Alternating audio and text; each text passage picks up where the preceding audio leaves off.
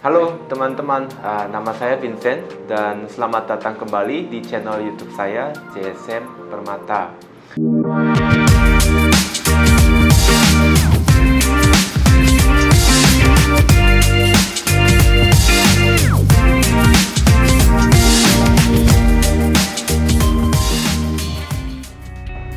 Masih dalam rangka Imlek, kali ini saya juga ingin bahas mengenai tradisi Imlek bagi orang Korea.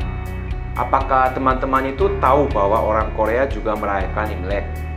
Ya betul, orang Korea juga merayakan Imlek dan setiap tahunnya itu ada sekitar 30 juta orang Korea atau 60% populasi orang Korea yang juga mudik. Orang Korea juga ada tradisi memberikan angpao kepada orang yang lebih muda. Orang Korea biasa merayakan tahun baru 2 kali. Yang pertama adalah tanggal 1 Januari dihitung dari kalender Gregorian yang kita sebut kalender internasional sekarang. Dan satu lagi di tanggal 1 Januari dihitung dari kalender lunar. Dulunya orang Korea sama seperti beberapa negara Asia lain seperti Vietnam, China, atau Jepang yang menggunakan kalender lunar dan merayakan tahun baru sesuai kalender lunar. Tetapi di tahun 1896,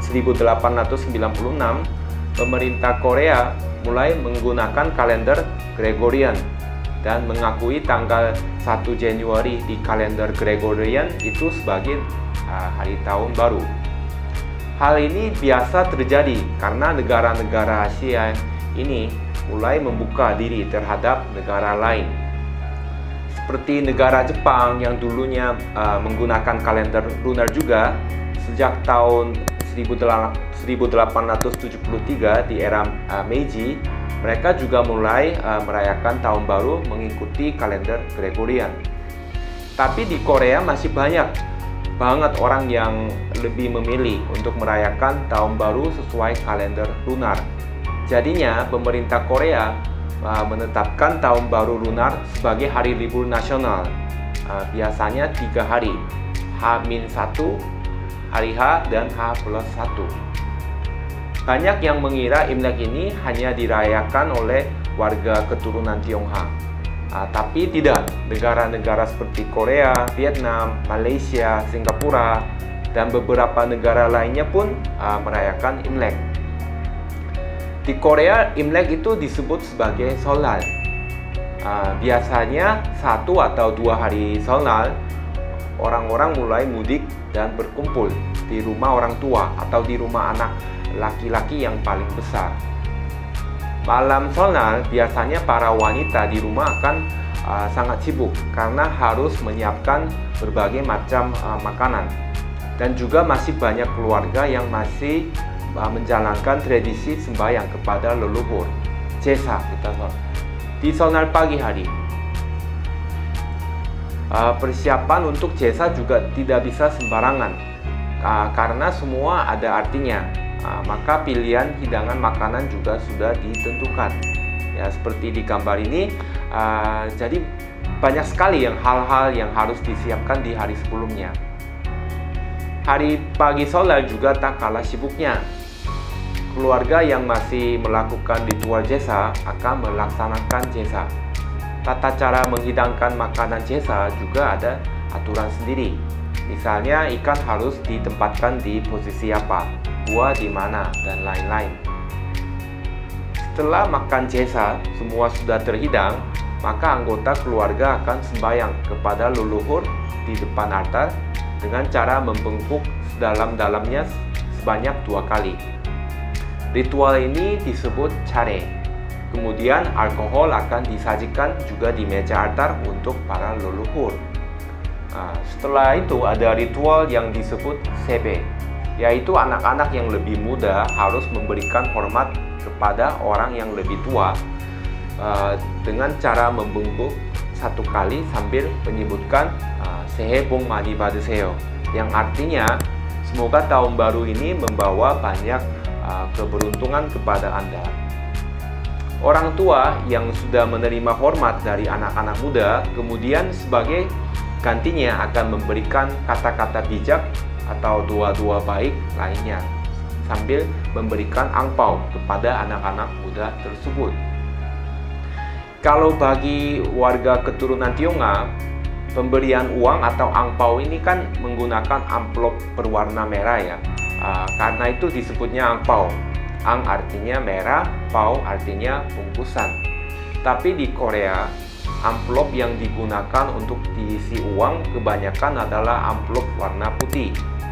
Jadi kita tidak sebut sebagai angpau, orang Korea sebutnya sebeton. Sebet artinya gerakan memberikan hormat kepada orang tua dengan cara berlutut dan membungkuk. Don artinya uang. Jadi artinya uang yang diberikan setelah memberikan hormat. Kalau biasanya angpau diberikan untuk semua orang yang belum menikah, tidak peduli apakah sudah berumur ataupun tidak. Kalau di Korea biasanya sebeton hanya diberikan kepada anak-anak dan remaja di bawah 21 tahun yang belum bekerja. Selain jesa dan sebe, anggota keluarga juga akan sarapan bersama. Menunya biasanya adalah tteokguk atau sup kue beras. Tok artinya kue beras, guk artinya kuah atau sup. Sup kue beras ini diberi topping tambahan seperti daging, telur, dan rumput laut. Orang Korea suka bilang kalau sudah makan tteokguk, maka umur sudah bertambah 1 tahun. Oke, sudah jesa, sudah sebe, sudah sarapan. Biasanya tamu juga akan mulai berdatangan. Jadi para wanita di hari solar ini juga akan sibuk sekali karena mereka harus menghidangkan makanan berkali-kali dari pagi, mencuci piring, dan lain-lain. Sebagian keluarga juga masih ada yang melakukan tradisi Seongmyo, yaitu mengunjungi makam para leluhur dan sembahyang di makam. Kemudian sisa hari solar itu biasanya diisi dengan acara permainan tradisi seperti jegi-chagi atau yunori sangat disukai. Jadi, biasanya kita bermain dengan sepupu atau kadang dengan orang tua juga. Tapi zaman sekarang kebanyakan sudah lebih senang bermain dengan handphone, gadget, atau bermain kartu remi. Saya pribadi merasa tradisi solar itu sangat mirip dengan Imlek.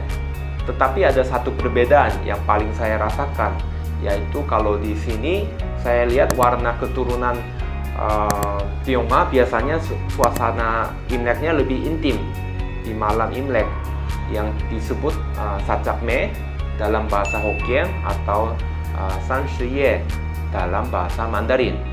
Karena di malam Imlek itu saya lihat semua keluarga bisa berkumpul, makan bersama, dan menghabiskan waktu bersama lebih lama. Sedangkan di hari Imleknya, masing-masing keluarga biasanya agak sibuk karena ada yang harus bertamu ke beberapa rumah atau juga harus menerima tamu, jadi tidak bisa lama-lama. Kalau di Korea sendiri tidak ada tradisi spesial di malam solar. Jadi hal itu yang saya rasa paling terasa bedanya. Selain itu ada satu hal lagi yang saya rasa cukup berbeda, yaitu mengenai nuansa warna saat Imlek yang biasanya sangat diasosiasikan dengan warna merah. Orang-orang dekorasi rumah menggunakan warna merah, lampion juga warna merah, dan lain-lain. Nuansanya ya sangat meriah. Kalau di Korea, nuansa warna merah ini bisa dibilang sama sekali tidak ada. Di Korea secara tradisional, warna merah adalah warna simbol otoritas dan kekuatan, sehingga biasanya orang-orang penting seperti raja yang sering menggunakannya. Soalnya di Korea itu tidak ada dekorasi spesial, jadi nuansanya juga lebih tenang. Orang-orang lebih memilih untuk menghabiskan waktu di dalam rumah dengan keluarga karena solar biasanya selalu jatuh pada musim dingin. Jadi cuacanya terlalu dingin untuk keluar jalan-jalan juga. Oke, saya rasa sekian dulu untuk kali ini. Kalau ada pertanyaan atau ada hal yang kalian ingin saya bahas, tolong tulis di kolom komennya ya. Terima kasih dan jangan lupa subscribe dan klik like.